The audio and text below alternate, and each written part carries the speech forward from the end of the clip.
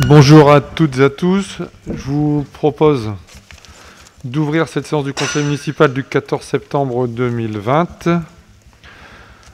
Avant les communications, suite à la démission de Madame Thompson du conseil municipal et de son poste d'adjoint à la date du 6 août 2020, Madame Lolita Mayer, voilà, atteindre le conseil municipal et nous lui souhaitons bien évidemment la bienvenue. Alors pour ma part, je voudrais bien évidemment remercier Valérie Thompson pour les un peu plus de 12 ans passés au sein du conseil municipal. 12 années d'investissement pour nos habitants, pour une mise en place d'un projet novateur lorsque nous sommes arrivés en 2008. La remercier pour son investissement sans faille, jusqu'au bout. Je pense notamment à la cité éducative, qui a nécessité vraiment un travail de longue haleine avec les services, mais avec des réunions très enchaînées sur peu de semaines, et qui lui avait donc nécessité de se rendre disponible parfois du jour au lendemain, car les réunions étaient généralement programmées très tardivement par les services de l'État. Et donc je voulais vraiment la remercier pour tout ce qu'elle a fait pendant ces 12 ans et demi. Voilà, donc merci Valérie pour tout ce que tu as fait pour nos habitants, puisque comme je le répète, on est là pour essayer d'améliorer la vie de tous les jours de nos habitants. Madame Thompson a demandé si elle pouvait avoir la parole. Donc je ne suis pas bien évidemment un censeur. C'est pour ça qu'elle est dans le public, puisqu'elle fait plus partie du conseil municipal. Donc normalement, on va lui donner un micro, monsieur Tumrel. Madame Thompson, Valérie, je te laisse la parole. Je vous remercie, monsieur le maire, de me permettre de m'exprimer ce soir. Je tenais à vous remercier publiquement pour la confiance que vous m'avez accordée durant ces 12 dernières années. Vous m'avez permis de transmettre et de mettre en œuvre un ensemble de projets où les maîtres mots étaient la continuité éducative et l'ouverture culturelle au service du citoyen en devenir. Continuité éducative en repensant l'accueil du tout-petit dans les locaux dignes de ce nom, avec la création du multi-accueil, où l'équipe dirigée par Madame Rossa témoigne d'un grand professionnalisme dans l'accueil du tout-petit et ses parents, afin que cette première séparation, cette première ouverture au monde, se réalise dans la plus grande sécurité affective. Continuité éducative dans le travail qu'elle mène au travers des actions passerelles, si chères à Madame Venin, décédée à ce jour, mais inspectrice de l'Éducation nationale, travail qu'elle mène avec les équipes pédagogiques des écoles maternelles afin de pacifier le premier jour de scolarisation en évitant anxiété et pleurs. Continuité éducative avec l'engagement des services de la petite enfance et de la jeunesse dans l'élaboration du projet éducatif local qui place les besoins de l'enfant au centre de l'action et où la place des parents est réaffirmée. Continuité éducative entre les services de la ville, leur offre éducative et celle des partenaires, afin que l'enfant puisse s'épanouir, devenir curieux de son environnement et du savoir, savoir-faire et savoir-être. La culture et l'ouverture sur le monde est la clé d'une éducation réussie. Inutile de faire référence à François Mitterrand, Jacques Lang ou encore Jean-Louis Borloo qui ont permis de faire de la culture du lien social. Je tiens ici ce soir à remercier le soutien de Madame Bondy, adjointe à la culture durant ces 2 derniers mandats, qui m'a toujours suivi dans mes projets mêlant culture, éducation et inclusion. Mais aussi le soutien à Madame Véronique Ciprisiac, toujours prête à relever mes propositions, que généralement je lui faisais au fond de mon jardin. Relever ses propositions avec créativité en offrant aux enfants et à leurs parents un espace à créer ensemble ou pas, et dès le plus jeune âge. Elle est maintenant responsable de l'école d'art plastique dont le succès ne se dément pas. Je remercie aussi les parents pour la place qu'ils ont pris à mes côtés dans la réflexion de la mise en place des nouvelles activités périéducatives et dans la mise en œuvre de ce GMRCN en participant aux commissions menues contribuant ainsi à l'équilibre alimentaire et au fonctionnement des micro-cantines. J'en profite d'ailleurs pour remercier M. Bette et toute son équipe pour leur travail au quotidien. Pour rappel, nous sommes une des seules villes à poursuivre la confection des repas sur place. Ils ont régulièrement ouvert leurs portes aux enfants pour qu'ils puissent découvrir les cuisines au travers de diverses activités menées par le service jeunesse et dernièrement aux parents avec le festival Califourchette. Je tiens à réaffirmer le professionnalisme des agents et à remercier l'ensemble des responsables de service, Mme Pilot et Mme Descriveur, remplacée à ce jour par Mme Calonne, et toute leur équipe, pour tout le travail réalisé durant ces 12 ans. Je n'ai aucun doute concernant leur engagement dans la mise en œuvre de la cité éducative, et j'en profite pour remercier Julie Garbès pour notre collaboration, dont j'ai apprécié la qualité. Je terminerai mon propos en vous présentant mes excuses à vous, nouveaux élus. Consciente d'avoir une forte personnalité, je tenais en aucun cas à vous faire de l'ombre. Il s'agissait pour moi de poursuivre le travail entamé au regard des valeurs que j'ai toujours défendues et qui sont à ce jour remises en cause. Je souhaite à chacun d'entre vous de vous épanouir et de vous enrichir dans votre fonction d'élu, au moins tout autant que moi. Et en cette actualité où les valeurs de la République, notamment la liberté d'expression, sont réaffirmées, et comme le disait un ami, je suis Valérie et je reste Valérie. Je vous remercie de votre attention.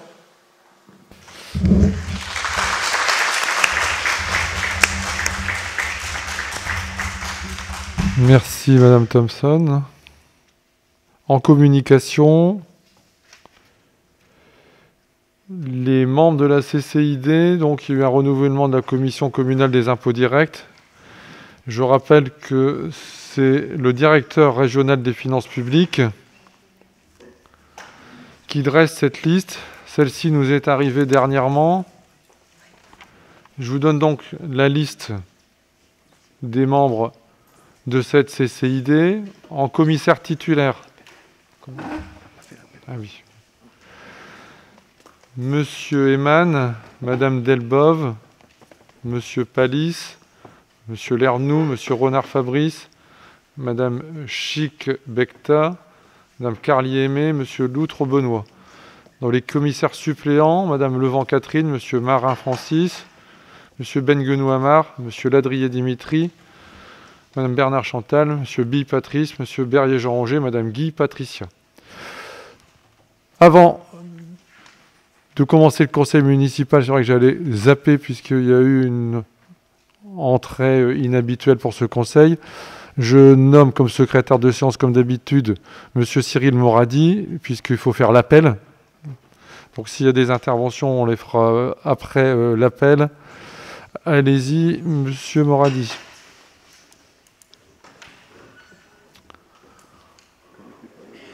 Ah oui, c'est vrai. Je vais rezapper. Bernard Pierre-Michel. Présent. Vincent Alain. Berrier Jean-Roger.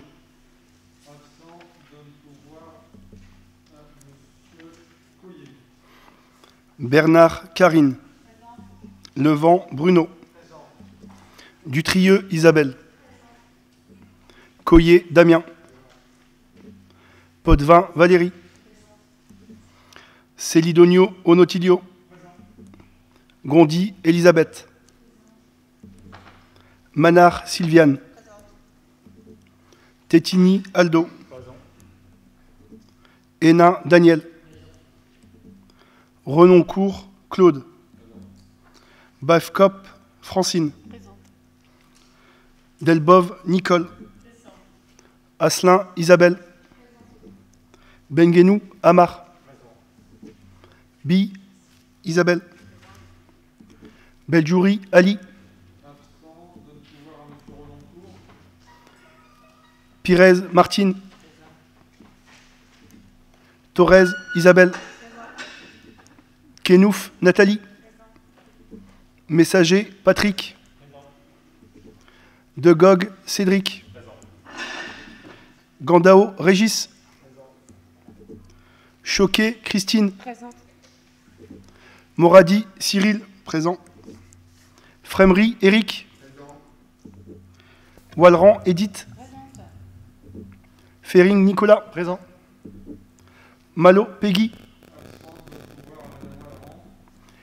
Mayer, Lolita.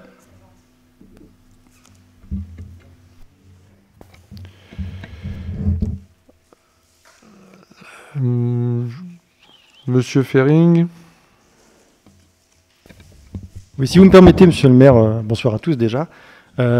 Si je voulais intervenir, c'est juste parce que, pour poursuivre vos propos et m'adresser à madame Thompson, on sait que parfois, qu'entre l'opposition et la majorité, il y a parfois des désaccords, mais sur son travail, en tout cas, il n'y a jamais eu de sujet de désaccord. Je voulais la remercier pour le travail qu'elle a fait pour notre commune. Et j'en suis d'autant plus témoin que mes enfants ont fréquenté les structures qu'elle a pilotées et qu'elle a permis d'améliorer. Hein. Et je voulais vous dire, madame Thompson, en tout cas, je sais que parfois il y a des votes qui n'ont pas tout à fait l'unanimité, mais en tout cas, ce soir, dans l'opposition, vous faites 4 voix.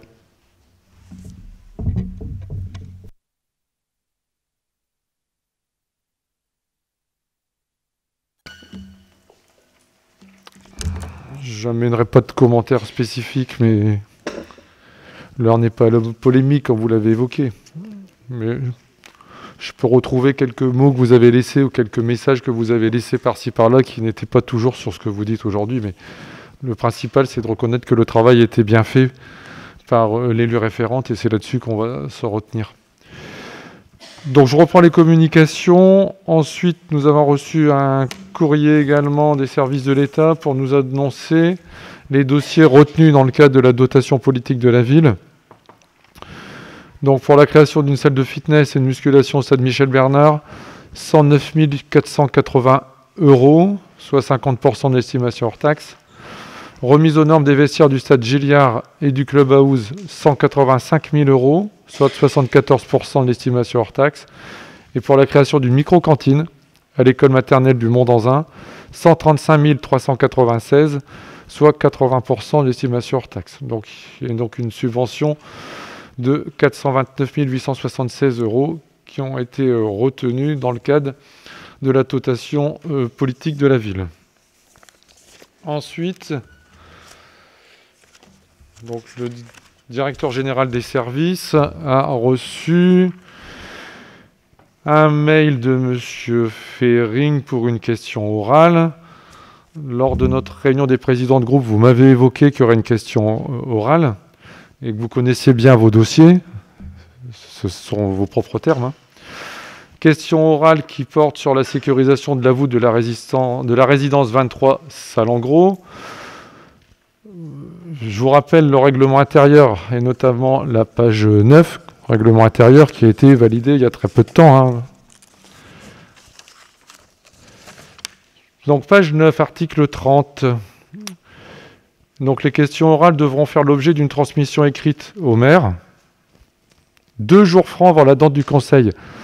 C'est comme ça partout parce qu'il nous faut un minimum de temps pour étudier la question que vous posez avec les services pour vous faire une réponse. Donc la transmission n'a pas été faite au maire, mais surtout les 2 jours francs n'ont pas été respectés puisque le dimanche ne fait pas partie des jours francs.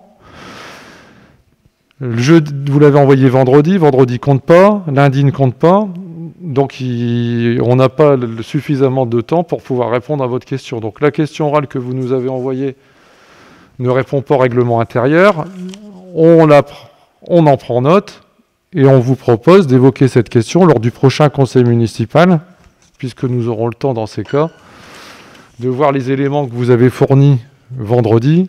Samedi, dimanche, la mairie étant fermée, l'analyse de la question et les réponses à vous faire était un peu compliquée. Il ne restait pas le règlement intérieur qui est fait pour être appliqué comme tout règlement intérieur, malheureusement pour vous.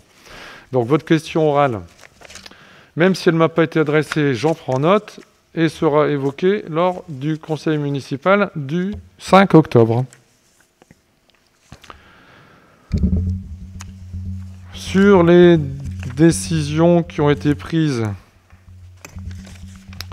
y a-t-il des questions? Pas de questions.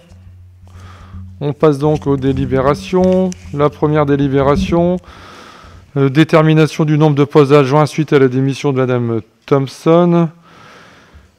Je ne vais pas vous relire la totalité de la délibération. Donc le préfet, comme je l'ai évoqué tout à l'heure, a accepté la démission du poste d'adjoint de Madame Thompson le 6 août.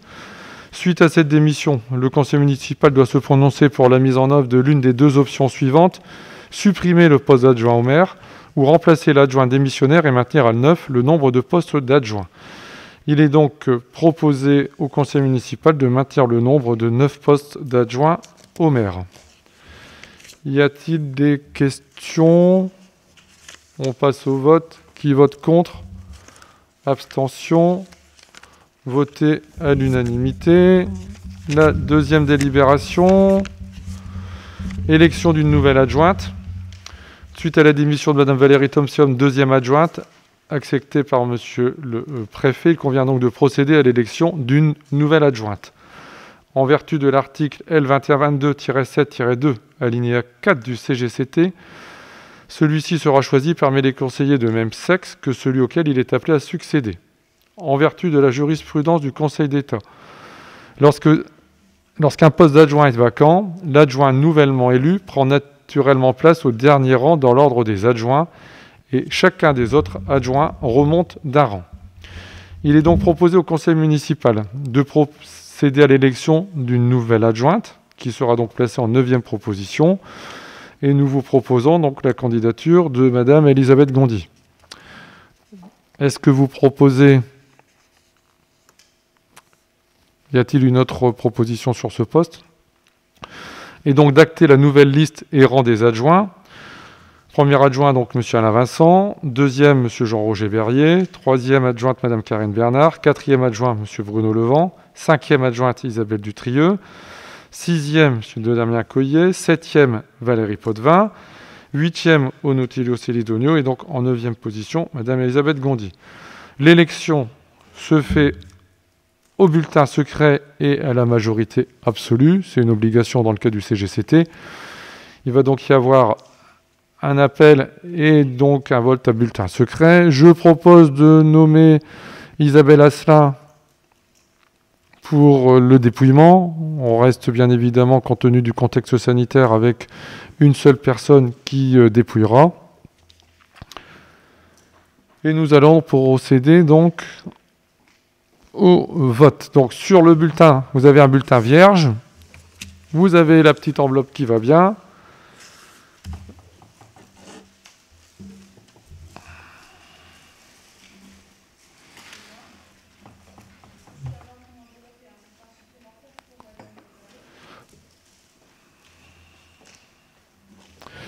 C'est vrai que ceux qui ont un pouvoir doivent avoir...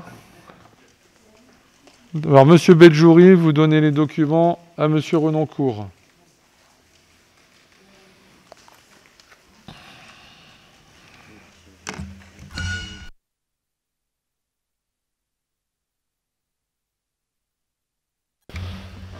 Monsieur Berrier, donnez pouvoir à Monsieur Coyer et Madame Wallerand pour Madame Malot. Donc vous êtes à 3 à avoir 2 bulletins de vote.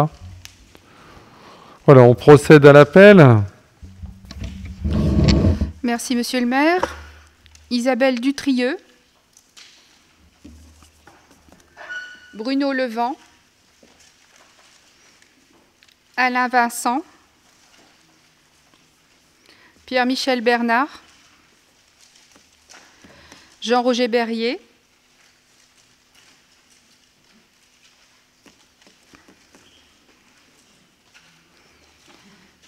Karine Bernard. Damien Coyer. Onotilio Celidonio. Claude Renoncourt. Nathalie Kenouf. Elie Beljouri. Nicole Delbove. Cédric Degog. Isabelle Thorez. Amar Benguenou. Isabelle Bille. Régis Gandao. Lolita Mayer. Peggy Malo, Éric Frémery, Edith Wallerand, Nicolas Ferring, Martine Pirez, Christine Choquet, Cyril Moradi, Francine Bevcoq, Aldo Tettini, Sylviane Manard,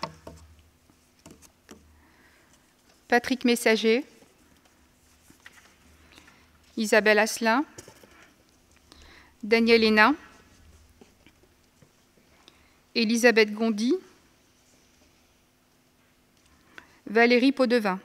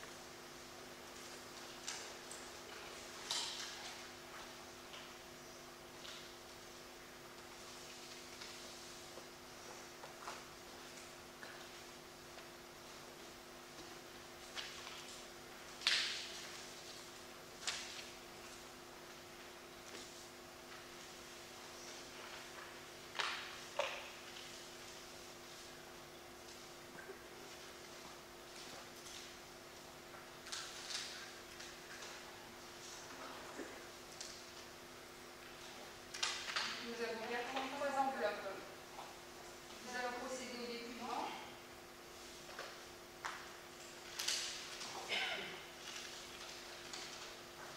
Elisabeth Gondy.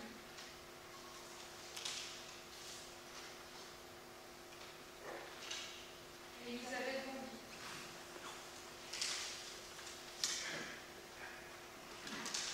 Elisabeth Gondy.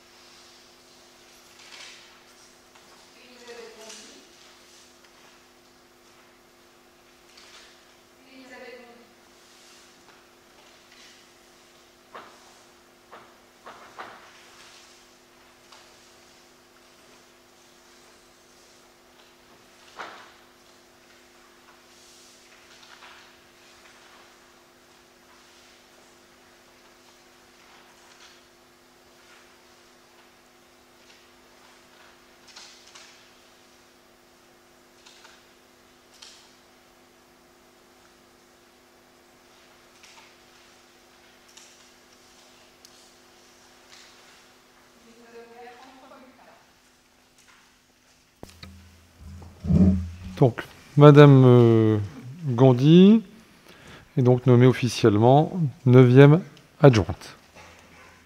Félicitations.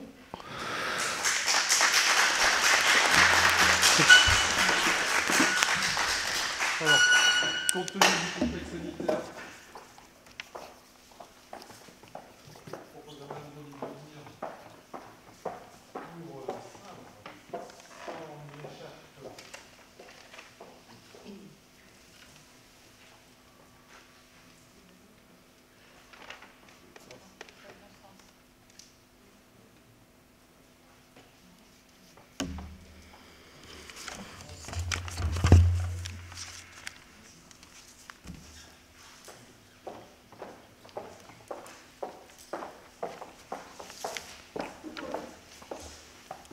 Je vais tout de suite vous donner la délégation de Madame Gondi pour ce mandat. Donc, délégation éducation petite enfance, pratiques culturelles et numériques et au handicap.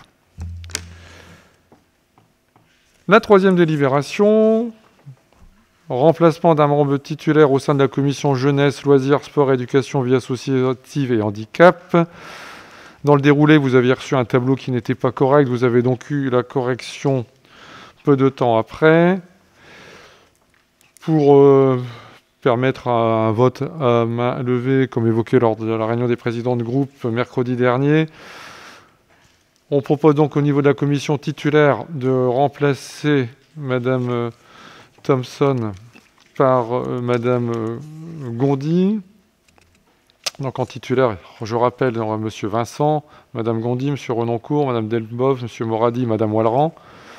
En suppléant, Mme Asselin, Mme Choquet, Mme Pires, M. Hénin, M. Degog et M. Fering. Il est donc proposé au Conseil municipal de désigner un nouveau membre titulaire de la commission, donc Mme Gondi, et d'acter le nouveau tableau des titulaires et suppléants. Il n'y a pas d'intervention. Qui vote contre? Abstention. Voté à l'unanimité. La quatrième délibération, c'est également le remplacement de Mme Thompson au conseil d'administration du collège Jules Ferry. Il vous est donc proposé en titulaire Mme Gondi et Mme Delbov. En suppléant, M. Hénin, Mme Pires. Il est donc proposé au conseil de désigner donc, le nouveau délégué, donc Madame Gondi, et le nouveau tableau que je viens de vous énoncer. Pas de questions non plus. Qui vote contre? Abstention. Voté à l'unanimité. La cinquième délibération, c'est pour les représentants de la commune au conseil d'établissement de l'APEI du Valenciennois. Il vous est donc proposé que ce soit donc Madame Gondi et Monsieur Benguenou. Donc même chose, y a-t-il des interventions? On passe au vote. Qui vote contre? Abstention. Voté à l'unanimité. Sixième délibération, représentant d'un nouveau représentant au niveau de la caisse des écoles. Il est donc proposé en représentant donc Madame Gondi et Madame Delbov. Pas d'intervention. Qui vote contre? Abstention. Voté à l'unanimité. La septième délibération, qui est la délibération qui a déclenché le fait qu'on avait programmé ce conseil municipal, puisqu'initialement on avait annoncé que c'était au mois d'octobre. Élection des représentants de la commune au sein de la commission locale d'évaluation des transferts de charges. Donc la CLACT a pour finalité l'évaluation des charges transférées des communes membres à Valenciennes Métropole lors de chaque nouveau transfert de compétences. Il revient à chaque conseil municipal de désigner ses représentants appelés à siéger au sein de cette instance. Afin de multiplier les instances et leurs réunions, le président de la communauté d'agglo a proposé par courrier adressé au maire en date du 21 juillet de maintenir une CLACT composée des représentants de chaque commune au sein du conseil communautaire. Il vous est donc proposé de désigner comme membres de la CLACT les représentants de la ville au sein de la communauté d'agglo, à savoir donc M. Bernard, Mme Gondi, M. Vincent, Mme Asselin, M. Berrier et M. Fering. Y a-t-il des questions? Non plus. On passe au vote. Qui vote contre? Abstention. Voté à l'unanimité. La 8e délibération, contrat d'apprentissage en espace vert. Madame Bernard. Merci, monsieur le maire. Donc, vu le Code général des collectivités territoriales, les lois et les décrets énoncés dans la délibération écrite, donc l'apprentissage permet à des personnes âgées de 16 à 29 ans révolues, sans condition d'âge limite pour les travailleurs handicapés, d'acquérir les connaissances théoriques dans une spécialité et de les mettre en application dans une administration du secteur public. Cette formation en alternance est sanctionnée par la délivrance d'un diplôme ou d'un titre.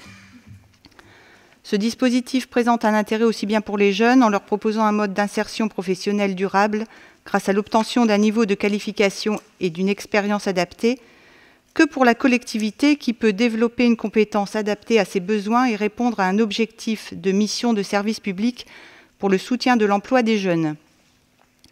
La ville d'Anzin désignera un maître d'apprentissage pour accompagner, suivre et former les jeunes en contrat d'apprentissage. Il convient de noter que le maître d'apprentissage est au centre des relations entre le jeune, le centre de formation et l'employeur. Sa mission sera donc déterminante pour l'apprenti. Vu la saisine du comité technique sur les conditions d'accueil et de formation des apprentis accueillis par notre commune, le maire propose au conseil municipal de conclure pour la rentrée scolaire 2020 le contrat d'apprentissage suivant. Donc un poste dans les services espaces verts. Donc les diplômes préparés, c'est un bac pro, un BP ou un CAPA sur une durée de formation de 1 à 3 ans. Donc, par ailleurs, le conseil municipal a validé lors de la séance du 24 juin 2019 un contrat d'apprentissage pour le service des espaces verts. Cet apprenti n'a malheureusement pas réussi à valider l'ensemble de ses modules. Donc, vu l'investissement et le travail fourni par cet apprenti tout au long de l'année, l'école accepte de lui faire repasser les modules non validés sur l'année scolaire 2020-2021 et propose donc à la ville de signer un avenant à son contrat d'apprentissage initial. Il nous est donc proposé le recrutement d'un apprenti et le renouvellement d'un apprenti déjà recruté au service des espaces verts pour la préparation au diplôme soit du bac pro aménagement paysager, soit du BP aménagement paysager, soit du CAPA jardinier paysagiste, pour une durée de 1, 2 ou 3 ans à compter de la rentrée 2020.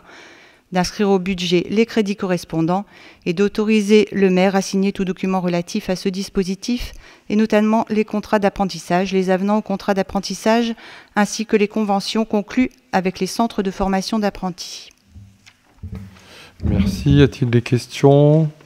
Pas de questions. On passe au vote. Qui vote contre? Abstention. Voté à l'unanimité. Et la 9e dernière délibération, c'est la réhabilitation de l'école maternelle Bertrand Tavernier. C'est une sollicitation du fonds ENR auprès de la communauté d'Agglo de Valenciennes Métropole. Monsieur Coyer. Merci, monsieur le maire. Donc, comme vous venez de le dire, effectivement, la communauté de communes de Valenciennes Métropole a fixé des objectifs importants sur le territoire de Valenciennes pour réduire les émissions à effet de serre, et la consommation d'énergie des bâtiments tertiaires. À ce titre, donc, la commune d'Anzin souhaite solliciter le fonds ENR de Valenciennes Métropole dans le cadre de la réhabilitation de l'école maternelle Bertrand Tavernier. En effet, la municipalité a aujourd'hui décidé de procéder à une rénovation complète et qualitative du bâtiment en intégrant les différentes mises aux normes, la performance énergétique et la qualité d'usage des locaux et installations, en passant par une redistribution des locaux et mise aux normes PMR. La ville souhaite aussi donc augmenter la part d'énergie renouvelable dans la production de chaleur et d'électricité de ces bâtiments communaux. À cet effet, donc, il est prévu l'installation d'une production de chaleur par biomasse de type bois énergie et des panneaux photovoltaïques pour la production d'électricité. Donc, je vous prie bien vouloir valider et voter pour le plan ici de financement qui est établi. Donc, pour les dépenses, donc production par chaleur biomasse 97 200 €, les panneaux photovoltaïques 100 000 €. Ce qui nous fait donc, avec la TVA, un montant total TTC de 236 000 €. Et donc, on sollicite le fonds de Valenciennes Métropole pour 98 910 €.